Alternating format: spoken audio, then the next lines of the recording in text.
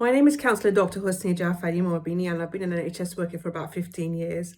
Clearly, the pandemic has been unprecedented, but some of the issues that have come up from the management of the pandemic were entirely predictable, and we had seen in previous mishandlings of the general health of our population.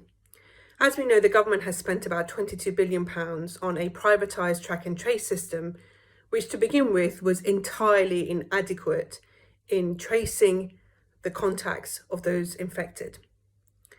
Since then, local authorities and public health bodies have come to the rescue, and in fact in Oxfordshire our rates have dramatically improved, with effectively our public health departments chasing up those patients that the privatised national system has not been able to. But what's been left behind is the isolate and support part.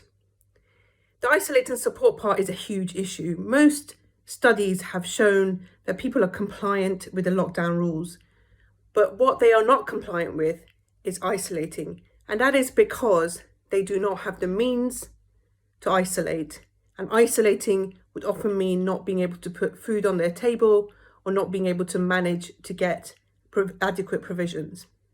Now, who would have been extremely good at doing this and making sure that all of those needs are met? Our local councils, our GPs who know their patients very well.